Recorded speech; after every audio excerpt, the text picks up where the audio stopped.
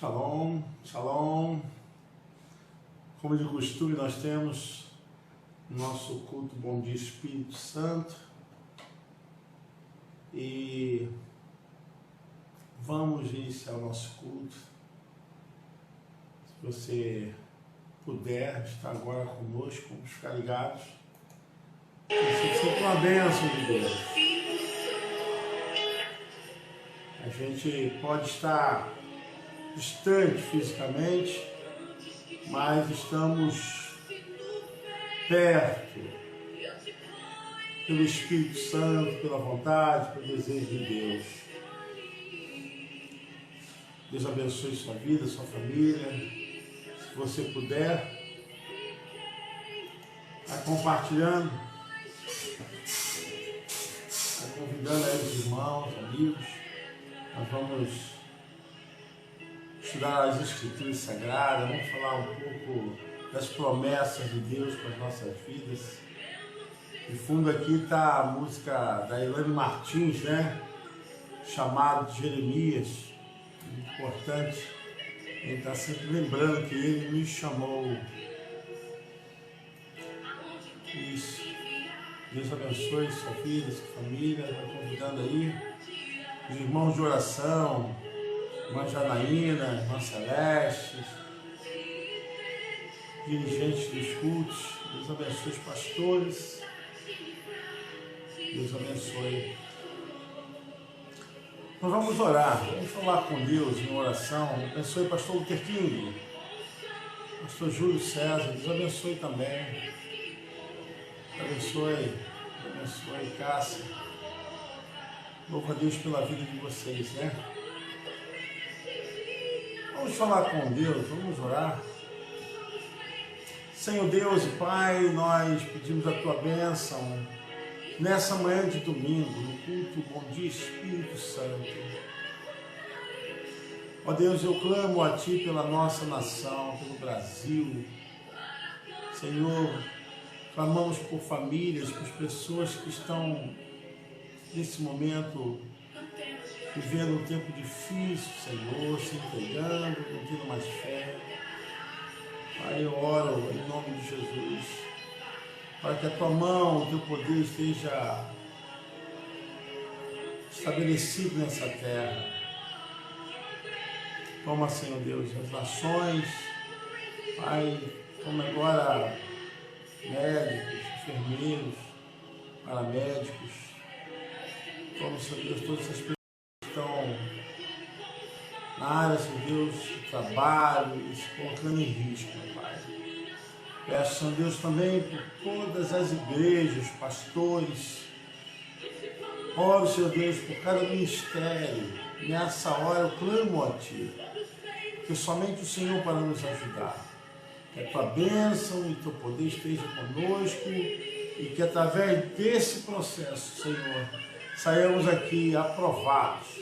Em nome de Jesus, abençoa os nossos familiares, abençoa, Senhor Deus, cada um que precisa agora de ajuda, que está no leito de dor, no leito de hospital. Em nome de Jesus, amém. Graças a Deus. Deus abençoe. Abençoe.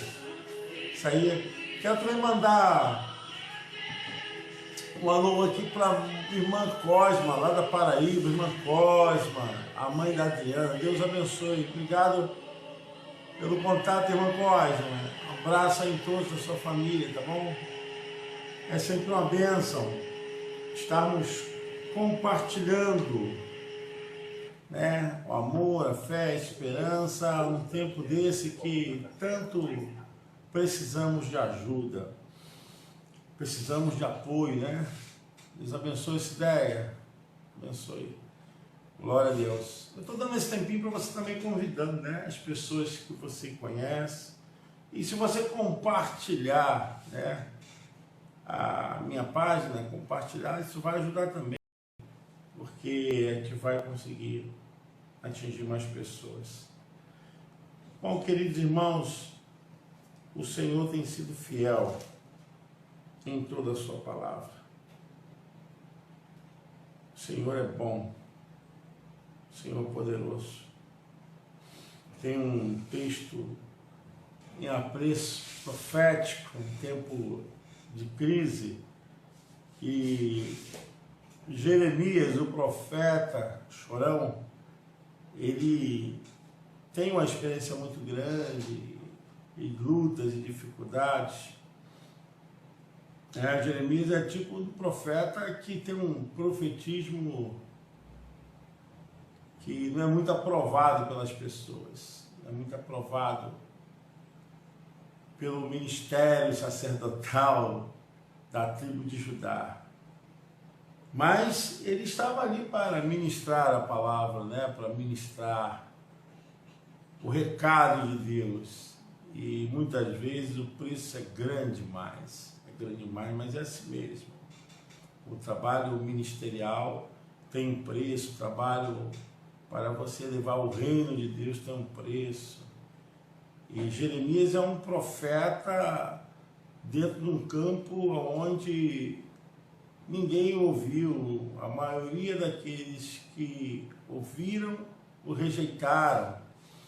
Não foi de povos diferentes, não, foi o seu povo, foi a sua gente, né, que o rejeitou.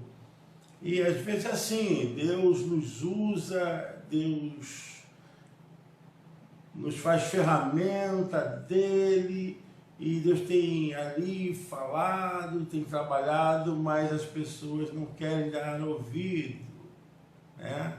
Mas a palavra de Deus não está vazia, ela é de poder, de unção. A palavra de Deus, ela também não volta vazia, porque ela tem os seus propósitos. Então, como a palavra de Deus não é simplesmente uma forma de comunicação, mas também poder, né? De alguma forma, aquilo vai retornar e vai fazer com que aconteça os propósitos de Deus. Jeremias é do tipo que tem que falar porque Deus o chamou desde o ventre da sua mãe. Jeremias foi chamado no ventre da mãe dele. Uma das coisas também aqui, gente, abrindo um parênteses, né, que a gente primeiro vê isso como um tipo de homicídio, né, um aborto, né, pelo lado em que há um ser já existente, né, desde que houve ali a fecundação, um ser existente passa a ter uma vida independente, embora ligado simbiosamente, né, simbiose melhor, com a mãe. Então, a gente, como um forte apoio, além de ser um apoio moral, contra qualquer tipo de crime, também tem ali então fecha parênteses aí. Voltei, gente. Isso. De vez em quando acontece isso, não sai não, me deixa sozinho não.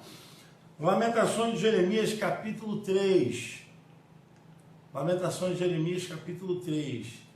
Se vocês estão me ouvindo bem, se o áudio está chegando legal, manda um alô aí para mim, fala para mim aí, tá? Manda um alô aí. Jeremias, Lamentações de Jeremias, capítulo 3, a partir do versículo de número 22. Isso, tá bom, obrigado. Quero trazer à memória aquilo que pode me dar esperança. Ei, glória a Deus. Que maravilha. As misericórdias do Senhor são a causa de não sermos consumidos, porque as suas misericórdias não têm fim. Versículo 22, agora 23. Novas são cada manhã, grande é a tua fidelidade. A minha porção é o Senhor, diz a minha alma. Portanto, esperarei. Bom é o Senhor para que se atenha a Ele, para a alma que o busca. Verso 26. Bom é ter esperança e aguardar em silêncio a salvação. Olha que mensagem. Então, gente, Jeremias é um profeta que ele presencia todo o processo de castigo e de penúria, de dor que o povo começa a viver quando há uma invasão do exército de Nabucodonosor, né? Os caldeus invadem Jerusalém. Então, como eles não ouviram a voz de Deus que havia sido dada pelo profeta Jeremias, e eles estavam no conforto, na tranquilidade, achando que aquilo tudo era coisa imaginária, estava na cabeça de Jeremias, invenção de Jeremias. Então Jeremias foi rejeitado pelos sacerdotes, pelo rei, e também pelo povo. E além disso, o povo estava vivendo em idolatria, em costumes diferentes.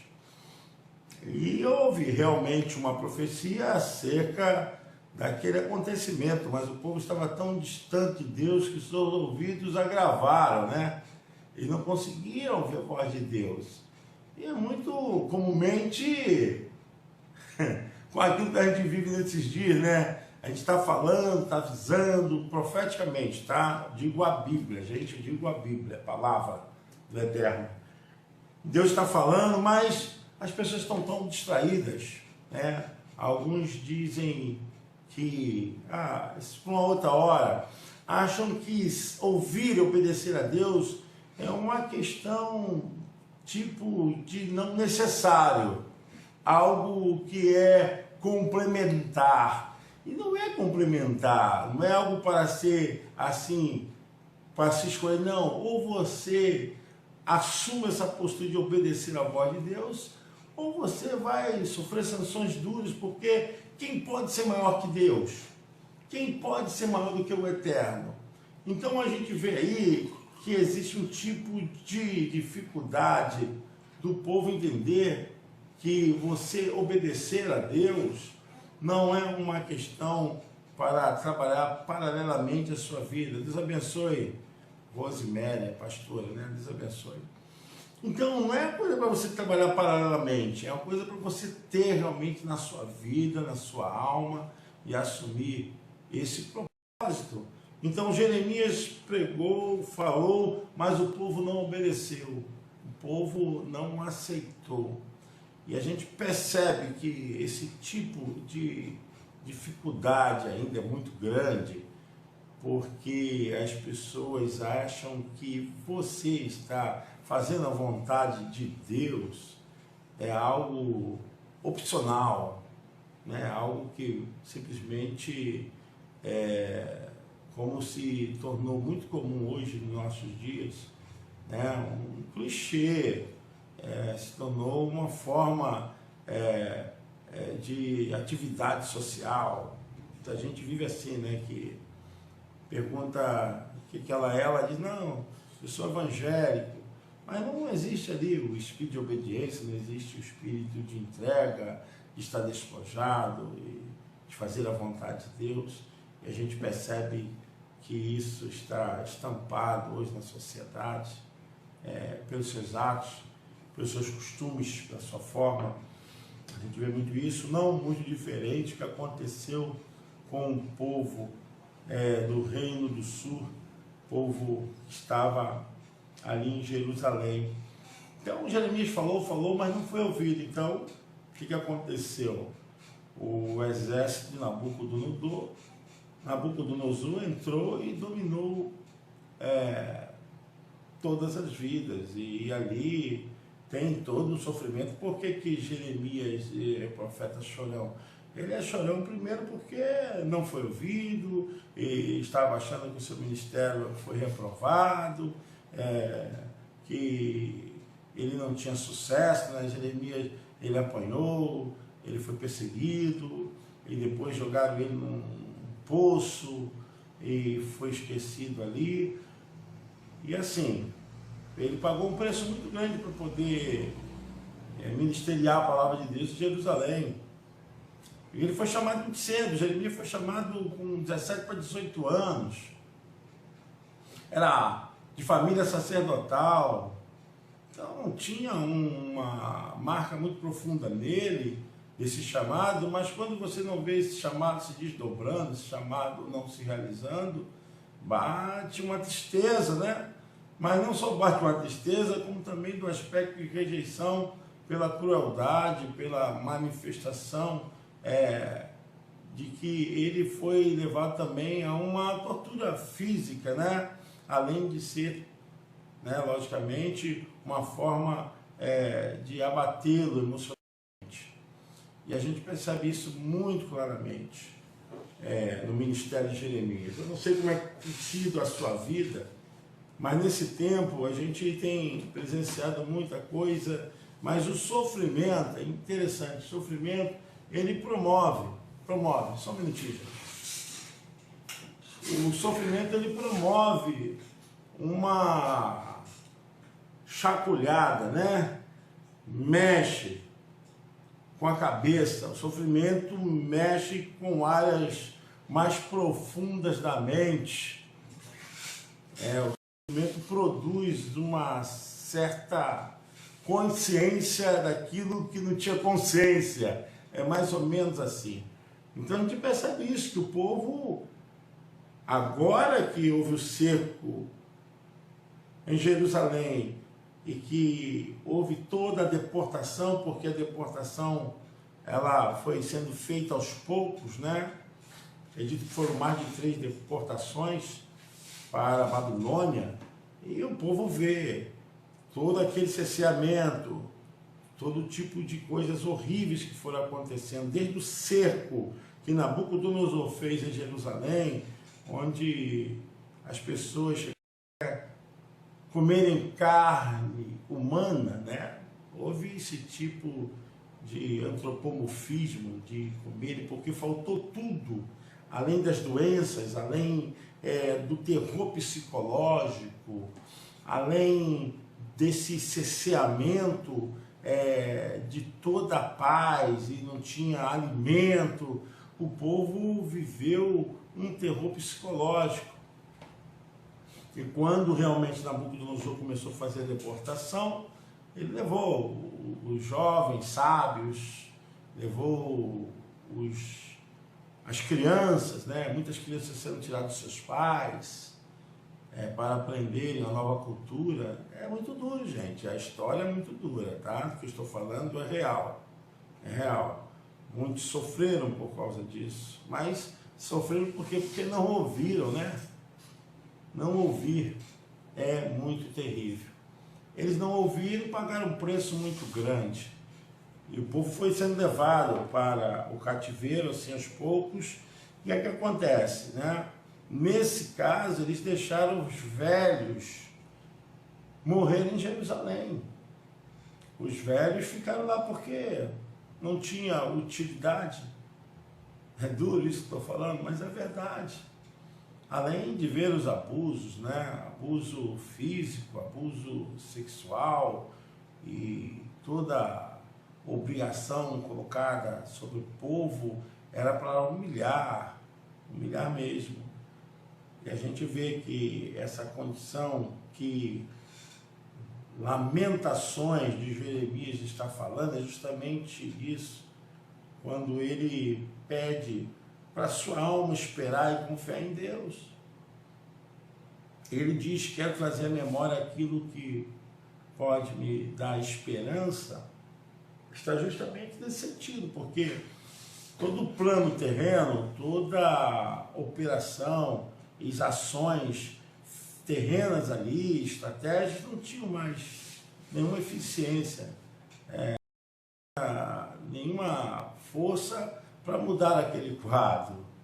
Eles só podiam depender de Deus e de Deus e de Deus, e, como havia sido dito, a profecia, eles deveriam ficar no cativeiro 70 anos. 70 anos. Não é fácil, não. 70 anos no cativeiro. E foi o tempo que eles realmente ficaram. até que o reino persa pudesse entrar ali e fazer com que o povo retornasse para Jerusalém. Mas é uma outra história e tem um outro viés profético também nisso, e como Deus trabalha também numa outra geração, porque uma geração foi morrendo dentro do cativeiro, uma geração está entre aí 60 a 70 anos, né? E aquela geração que foi levada para o cativeiro, a maioria deles morreram.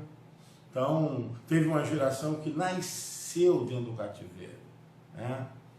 Uma geração que nasceu dentro do cativeiro. Uma outra geração que entrou não pôde sair.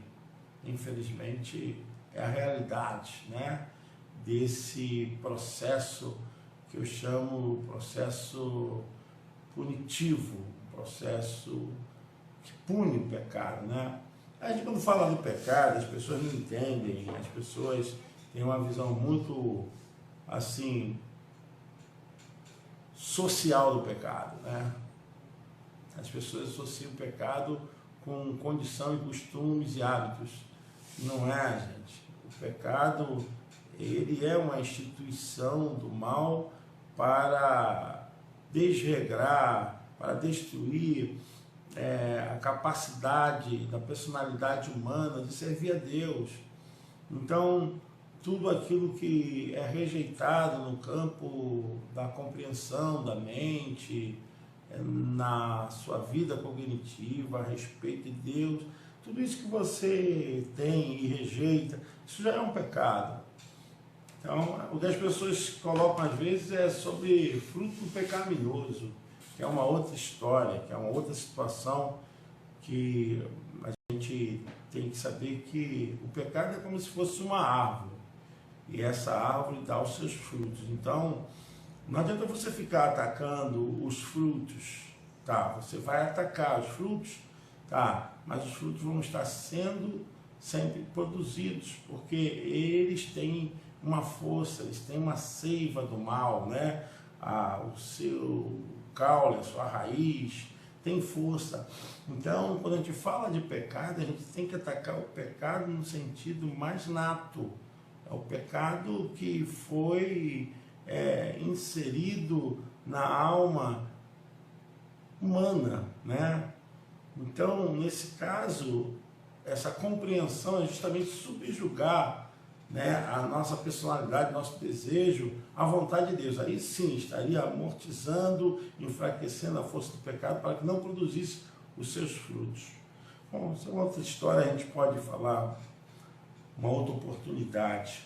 Mas, se tratando aqui, a gente vê que Jeremias estava num estado difícil, porque ele olha a sua nação, o seu povo, sendo dominado por uma opressão muito grande, muita gente morrendo, e essa tristeza se desdobrava com requinte de crueldade dos babilônicos, e o povo vivia um quadro difícil, como eu falei, os idosos ficaram para trás,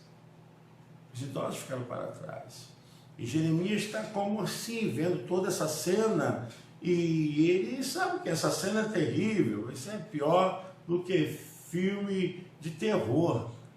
E ele pede para uma consciência mais forte dentro dele, que aquelas cenas não ficassem impregnadas, né, dominadas dentro dele. Por isso que o texto diz: quero trazer à memória aquilo que me pode dar esperança nesse sentido, porque o quadro estava dominado pelo mal, a situação já era totalmente tétrica, terrível, e Jeremias não tinha mais como ter esperança pelo que seus olhos estavam vendo. A paz do Senhor, Madalena, Deus abençoe, boa recuperação. Deise Borretti, a pastora, Deus abençoe. Então, Jeremias não podia ficar mais preso àquela sequência de horrores e aquela fatalidade visível, real, que eles estavam agora presenciando, né? Então ele começa a ver aquela situação e vê, olha, eu quero transportar, colocar a minha mente naquilo que me pode dar esperança. É um quadro muito difícil, não tem nenhum paralelo com o nosso quadro, mas é um quadro de crise, de lutas, dificuldade. Deus abençoe, Simone. É um quadro muito de terror também, né? Mas a gente pode ver assim, quando devemos orar a Deus e pedir ao Senhor para que mude as circunstâncias, para que Ele mude totalmente o que nós estamos vivendo, essa situação.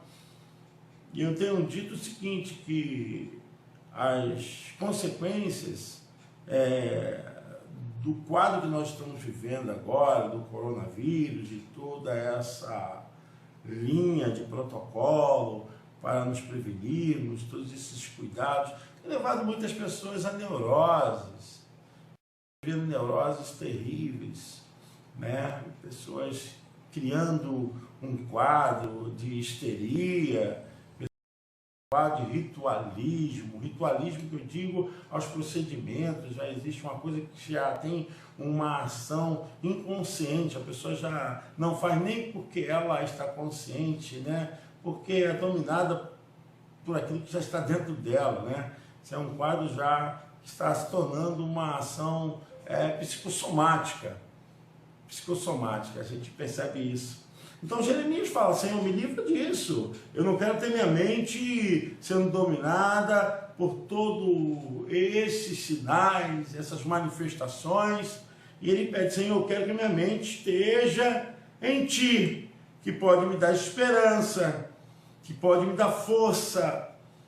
Então a gente está assim, olha, todo mundo agora preocupadíssimo com essa situação, todo mundo entrando numa histeria, gente tendo problema de alta depressão, pessoal com insônia, pessoal está começando a ter uma queimação no estômago, pessoas estão tendo alergia, tudo quadro psicossomático, né? É um quadro que a mente ficou cheia e ela jogou para o bio, ela jogou para o corpo, né? Aquilo que está cheio na mente vai para o corpo. E Jeremias está assim, vivendo esse momento e pedindo, Senhor, como é que eu vou sair? E além do quadro de depressão, porque Jeremias, ele tem uma fala de alguém que começa a sentir sinais da depressão. E dentro da sua visão econômica, espiritual, né, ele clama, Senhor, Tu és a minha porção, Senhor, Tu és a minha esperança. E parece que ele cria um diálogo, e esse diálogo se reverberando, né, naquilo ainda que ele tinha, que restava de fé, porque nesse tempo, quanta gente perderam a fé, quanta gente colocando para trás ou destruindo tudo aquilo que construíram durante esse tempo todo, como evangélicos, como servos de Deus. Eu vou falar até pastores, tem até pastores que perderam a fé. Então, eu não digo isso falando que a pessoa perdeu a salvação, que ela não é capaz de realizar a obra de Deus. Não falo por isso não, eu digo diante do quadro, porque a pressão é muito grande. A pressão é muito grande e a gente precisa caminhar ouvindo a voz de Deus, fazendo realmente ações com estratégias. Então, esse é um tempo da gente ter uma visão, Senhor, como eu devo fazer, como eu devo me proceder, minha vida está em Ti, não deixe que minha alma seja tomada pelo pavor. É isso que Jeremias está pedindo ao Senhor. E ele fala, bom é ter esperança e aguardar em silêncio a salvação do Senhor. Então ele sabia quem é que podia ajudar, quem podia realizar, ele sabia aonde estava a sua fé, apesar dele estar aqui dentro de um quadro emocional muito terrível, muito ruim. E aqui para nós, irmãos, em certo momento próprio Jeremias, no ministério, ele pede a morte. Pede a morte. Deixa eu beber uma aguinha. Não é muito diferente também não, que a gente vê um dos maiores profetas, digo até citado dentro do quadro da transfiguração, no momento em que Jesus foi para o monte, houve uma transfiguração e um desses profetas que apareceram foi a referência do legado do ministério profético, do VT até o novo, né, que se encerra em João Batista. A gente vê ali Elias, né? Elias, ninguém foi um profeta como Elias. Não tem na Bíblia um profeta dentro do profetismo, né? No emprego realmente do ministério profético. Elias foi um profeta que viu o invisível. Como é que é isso, pastor? Eu não sei, isso é coisa de profeta. Ele viu o invisível. Ele viu o invisível. A conexão dele foi tão grande com Deus que as coisas que ele fez, nenhum profeta fez à altura, né? Eliseu fez, mas não foi à altura da abertura do profetismo de escola tão poderosa de profetas. E a gente percebe que, nesse caso, também o próprio Elias, ele pediu a morte.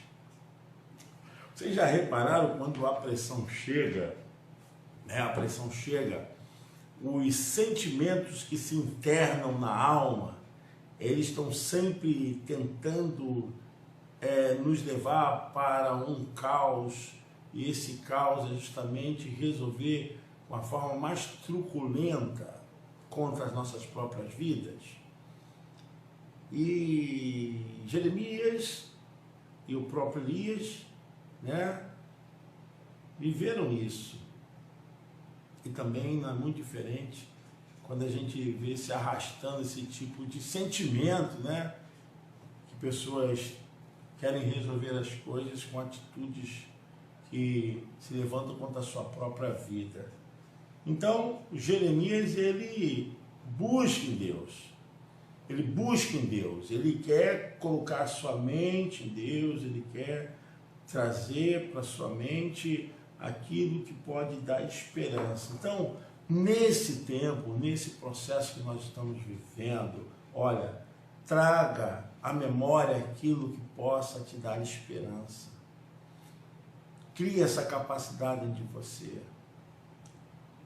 Deus, ele está conosco. Esse processo vai passar. A luta é muito grande, mas Deus está conosco. Não deixe que sua mente seja dominada por sentimentos, por tipo de pensamentos que venham te tolir, te estreitar por dentro, te amargurar. É um tempo da gente realmente buscar e confiar em Deus. A gente precisa disso, confiar no Senhor. E essa experiência que Jeremias passa, ele realmente é considerado um profeta das coisas terríveis. Depois o seu nome é considerado com esse composto, né, de chorão, lamentação de Jeremias. São as aflições, as várias situações que os filhos de Sião, os filhos de Jerusalém, passaram diante da maldade, por causa do pecado que o povo realmente semeou, e foram tão pervertidos, subverteram a ordem, a paz de Deus e buscaram tudo isso. Muitos foram mortos à espada, né? Muitos morreram de fome, muitos foram transpassados dentro do campo em que foram pisoteados. As mãos das mulheres, elas chegaram até cozinhar os seus próprios filhos. A fome era tão grande. Você quer saber onde está isso? Lamentações 4, você vai ver isso. Então, um cálice do terror, é um apocalipse dentro do livro de Jeremias, né? O fim, houve uma profecia e agora estava se cumprindo, derramou o cálice, o ardor da ira estava caindo sobre o povo de Jerusalém. Eles não creram, os moradores não creram em Deus e desprezaram o profeta, desprezaram a profecia. Então a Bíblia diz que eles eram cegos nas ruas, andando contaminados de sangue, com suas roupas então sujas de sangue, levando assim a sua dor, levando a sua vida numa condição de humilhação. E é isso, gente. O que eu quero chamar a atenção nesse tempo é para aquilo que as Santas Escrituras nos adverte.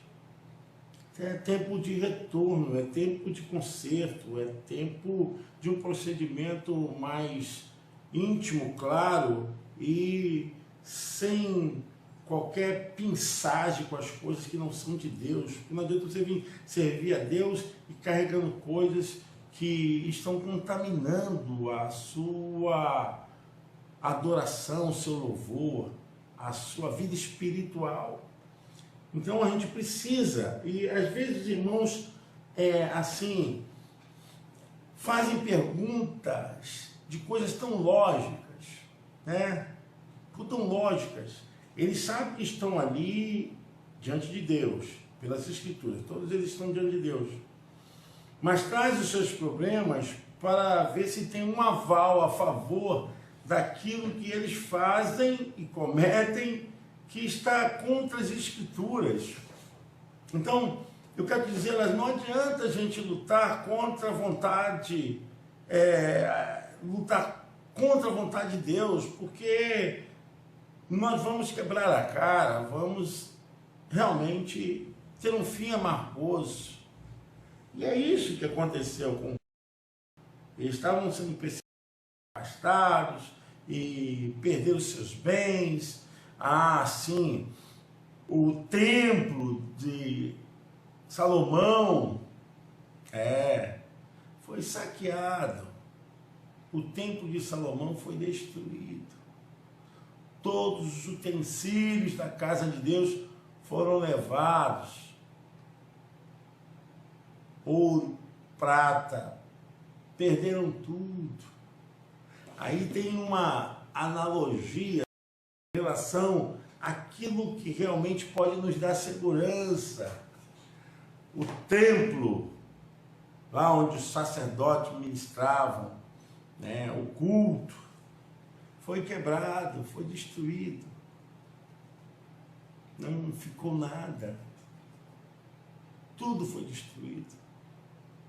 E eu quero pensar com você que muitas vezes tem colocado a sua segurança em coisas e bens materiais, colocado a sua segurança em títulos, em formação, em certificação, tem colocado a sua segurança em nome da família, em herança, em casa, em bens, em carro, entendeu? A nossa segurança, o nosso maior penhor é o eterno, é o Espírito Santo.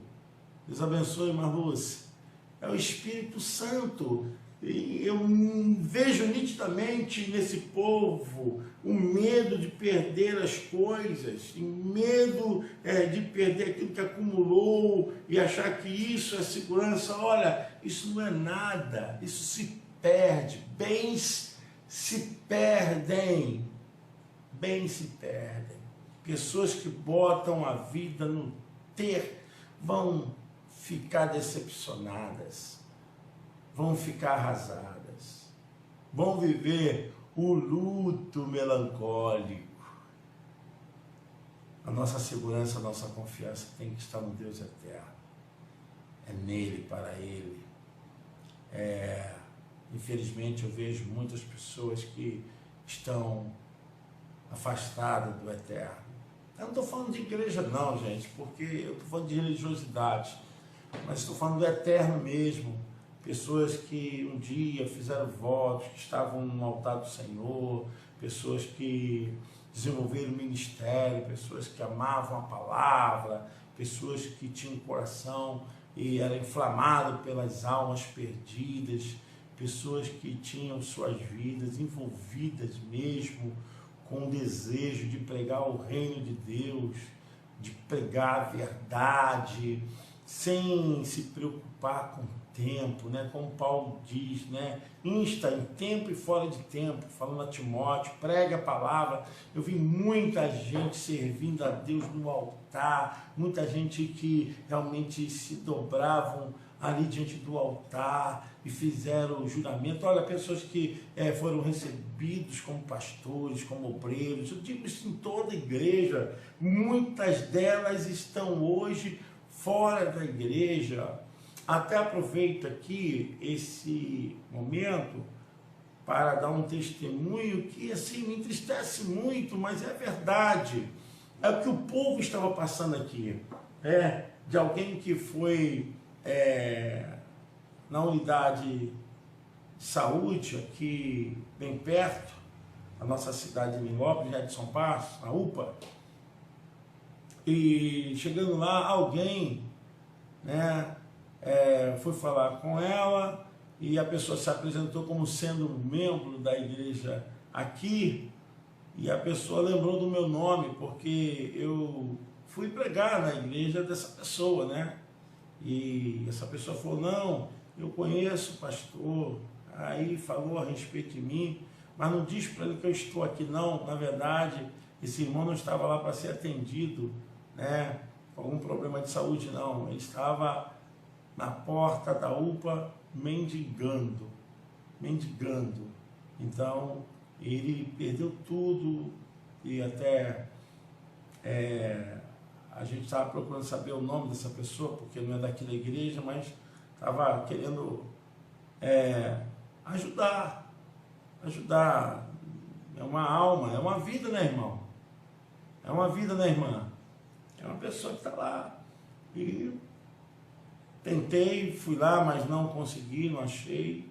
Mas eu estou dizendo isso porque as coisas podem acontecer, o espírito da desobediência entrar e a gente vê pessoas desacatando. O profeta foi desacatado, o profeta Jeremias ele foi maltratado, as pessoas desacatando, assim, ofendendo, subtraindo o ministério que Deus colocou na vida do pastor como coisa de somenos.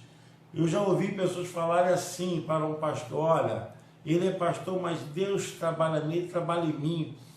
Não tem nada demais que não fosse no ponto de vista da unidade do corpo, mas pela unidade da forma que Deus colocou hierarquicamente, Deus colocou o pastor para liderar as ovelhas. Então, vê como é que uma ovelha pode chegar e falar assim na cara de um pastor e usar de forma errônea, né, a palavra para, tipo, descaracterizar a função e o trabalho ministerial de um pastor. É o que fizeram com Jeremias. Gente, eu não estou falando nada do contrário do que aconteceu com Jeremias. Também acontece hoje de outras formas, né, nos nossos dias. Acontece no nosso campo de ministério, em nossas igrejas. A gente está falando, e esse espírito de rebeldia traz realmente a justiça e o castigo de Deus. Não que tenha profeta para dar castigo, para ficar falando de maldição, porque pastor não está aqui para ser agente de castigo, né? Não tem nada a ver. Não, mas existe sim a probabilidade por conta da rebeldia da voz de Deus, da palavra de Deus. Sim, isso em todo o campo. Aí não é só para as ovelhas, não, para os pastores também. Todos nós somos ovelhas do Supremo Pastor, tá? E se ele também não atende o que a palavra está franqueando, nos proporcionando, ele também sofre, ele também passa E é isso que eu quero falar. Hoje, quantos largaram o ministério? Quantos largaram o chamado? Quantos deixaram porque dói muito? É muito difícil. Eu vejo os colegas falando, não quero saber disso não. E realmente, mas se Deus te chamou para isso, se o seu chamado ministerial envolve realmente trabalhar para Deus nessa linha de frente, não adianta, você também está criando um espírito de rebeldia, né? Um espírito de rebeldia. É bom a gente entrar nesse campo porque existem alguns chamados, pastores em Jeremias, né, que Deus faz uma explicação de que eles não estavam sendo aprovados por Deus. Jeremias 23 fala a respeito disso, né? Mas eu vejo nesse campo porque as pessoas não estão suportando, né? Às vezes o pastor acaba ficando sozinho, acaba ministeriando só para a família e não tem auxílio. Normalmente acaba uma coisa que não deveria existir, é um nepotismo dentro da própria visão ministerial, né? Eu ajudo aquele que é da minha família, aquele que é mais perto, e assim acaba também criando um laço de interesses, infelizmente. Mas voltando aqui para o nosso assunto, isso aí, gente. Se vocês estão achando que está boa a palavra, que está sendo pregada a palavra, falem aí, tá? Avisa aí, não tem problema não. Se quiserem também descer o pau, pode descer, mas eu estou tentando focar aqui a palavra e trazer para os nossos dias. De uma certa forma, não adianta eu falar de Jeremias, trabalhar o conteúdo introdutório e toda a exposição do livro de Jeremias e não aplicar. Tem que ter aplicação.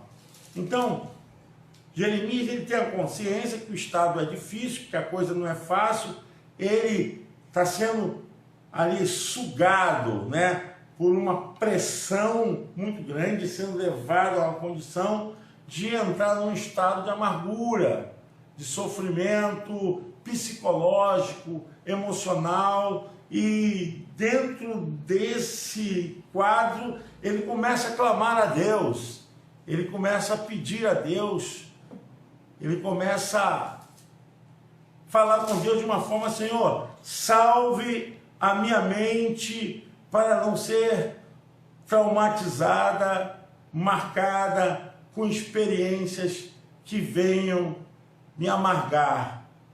E ele começa a clamar: quero trazer à memória aquilo que me pode dar esperança. Ele fala: novas são cada manhã, né? Grande é a tua fidelidade. Então, ele tem esperança do amanhã, da mudança. Ele tem esperança, mesmo porque ele sabia profeticamente que Deus ia mudar esse quadro. Só que Deus ia mudar esse quadro. O tempo de Deus não é o nosso tempo. O tempo de Deus é o tempo de Deus. Esse que é o grande dilema nosso também, que às vezes queremos que Deus faça, tem que fazer, Senhor. Então a gente tem que se apegar às misericórdias do Deus eterno. A gente tem que se apegar à força da palavra, para que cada manhã, para que cada dia o nosso coração se encha de esperança e confiança naquele que é sempiterno, aquele que é imortal. Que a nossa esperança, ela está num patamar não de uma visão horizontal, mas uma visão vertical. A gente está olhando para Deus, confiando nele. Então, essa é a mensagem que nós temos hoje para o povo de Deus, para você que é de alguma igreja ou que não é de nenhuma igreja. O que importa é que nesse momento você possa estar acolhendo seu coração. Novas são a cada manhã as misericórdias do Senhor, elas se renovam. Faz assim, Senhor, renova em mim o teu espírito. Renova em mim a tua palavra, Senhor. Amém. Pastor Júlio, como é que está a palavra aí? O momento está sendo bom? Amém. A pastora Alice está recebendo também. Ali o pastor também, né? Pastor Alexandre Moraes. É o pastor Alexandre, é isso mesmo, né? Deus abençoe. Ou é o Xandão? A irmã Maria Madalena, Deus abençoe. Então a gente não pode ter a palavra diante de nós só para tê-la. A gente tem que tirar, entendeu? Toda essa força, esse conteúdo para aplicar dentro de nós. Porque se eu deixar aqui, essa Bíblia assim, ela vai ser só um livro. Vai ser só um livro que corresponde a papel, tinta, parte gráfica, não. Mas quando eu extraio e aplico dentro de mim, aí esse livro já não é simplesmente um livro. Paulo Roberto Miranda, meu Deus, quanto tempo, hein? Glória a Deus. Um abraço, Paulão. Então, quando eu consigo abrir a Bíblia e assumir esse compromisso de guardá-la, de transformá-la em algo suficiente para alimentar o meu espírito, gente. Meu espírito. É isso que eu quero falar em nome de Jesus. Quando você está lendo a Bíblia, você está alimentando o seu espírito humano. O seu espírito humano. Glória a Deus, Alessandra, Clure. Amém. Tem chegado bem aí, Alexandre? Ah, o Xandão está falando comigo também. Ah, Xandão. Amém. Abraço, meu amigo. Saudade, hein? Deus abençoe sua vida. Seus filhos estão lindos. A família cresceu muito. Deus abençoe. Então a gente tem que ter uma experiência muito mais do que papel, tinta e uma ideia gráfica. Apesar que hoje, né, já tem até a Bíblia digital, pronto. Eu não tem nem mais questão de papel e tinta. Janaína, Deus abençoe. Então, nós precisamos entender que essa palavra precisa se tornar existencial. Precisa se tornar realmente algo vivido, experienciado no nosso espírito. Porque não adianta você, como é trabalhar a palavra de Deus nas emoções? Ah, que Deus vai me dar tudo, ah, que eu vou fazer a campanha, ah, que eu vou fazer a corrente, ah, que eu vou levar isso, levar aquilo. Você está trabalhando o seu estado emocional. E na verdade o teu espírito tem que se conectar com Deus, né? Ah, Romanos, Flávia Cristina, amém. Bom, Flávia, amém, glória a Deus, Deus abençoe. Deus fala de maneira especial, pois mesmo o meu vídeo falhando, tenho recebido de Deus. Amém, Flávia. Amém. Deus abençoe. Então, nós temos que entender que o nosso espírito humano precisa da palavra. Se eu trabalhar a palavra no meu lado emocional, eu vou simplesmente me esmorecer, porque eu vou achar que a pessoa não está me ajudando, eu vou achar que minha família não está me ajudando, eu vou ver o problema de todo mundo. Quando nós trabalhamos o emocional, nós sempre trabalhamos aquilo que está fora de nós. Aí eu vou ver, vou ficar preso, vou ficar limitado, ninguém me ajuda, eu ver essas queixas, essas lamúrias. Olha, o que eu vi e vejo de pessoas se afastando de Deus por causa das emoções, servir a Deus pelas emoções. Não sirva a Deus pelas emoções, sirva a Deus pelo teu espírito, porque é o teu espírito que vai alimentar a tua alma. Se o teu espírito não se alimentar, a tua alma fica fragilizada, fica pegajosa, essas coisas relativas à nossa vida emocional. E aí, Cláudia Mourão, amém, irmã? Amém? Está chegando bem aí? Glória a Deus. Amém. Milena Alves. Então eu vejo, e isso que aconteceu com o povo. Gente, olha, a Bíblia nos deixa esses acontecimentos registrados, para que nós não cometamos, para que nós não caiamos nesse erro. Amém, Cláudia, amém, Cláudia. Que bênção, que bênção. A gente quer transformar esse tempo assim também numa forma de aplicação da palavra em nossas vidas, de entendimento da palavra. Não adianta eu ficar aqui gastando com oratória, né? Fazer aquele sermão, tema, introdução, tópico, subtópico. Não, a questão aqui, eu quero passear com vocês e numa visão histórica, num conteúdo que a gente possa se relacionar e aplicar às nossas vidas. Ana Carolina, amém. Deus abençoe, Ana. E o caso do profeta Jeremias foi esse. Ele foi chamado desde cedo para viver no ministério. Sua família também era sacerdotal. Não tinha para onde ir. Ele estava preso e amarrado pelos laços do Eterno. E a missão dele é uma missão dessa braba, né? Talvez você tenha essa missão aí na sua casa. Só você que é evangélico, só você que tem tido permanência, né, na fé, nas Santas Escrituras, e começa assim, as coisas estão começando a entrar e criar dificuldade na sua casa. Marcelo Massal, bom dia, paz do Senhor Jesus, pastor, o Senhor abençoe. Obrigado, Marcelo, um beijo, muito bom saber que os irmãos estão aí orando e nós estamos prosseguindo. Então, a gente também vê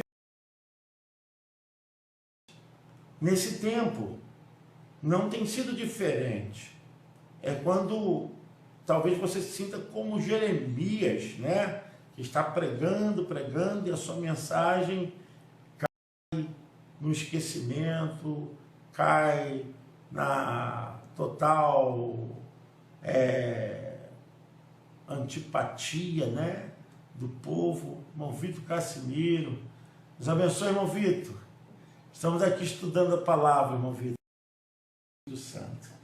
E hoje falando sobre Jeremias. Então aqui o povo sente, e é um quadro muito terrível, gente. E se eu pudesse, assim, descrever, é um quadro de total tristeza. Foi horrível o que aconteceu em Jerusalém. Como essa deportação foi aos poucos, e via-se então os sinais de restos, destruição de corpos, era sangue para tudo quanto era lado, era a marca profunda de um pesadelo, de multidão de gente sendo levada a um campo. Não deixou de ser um campo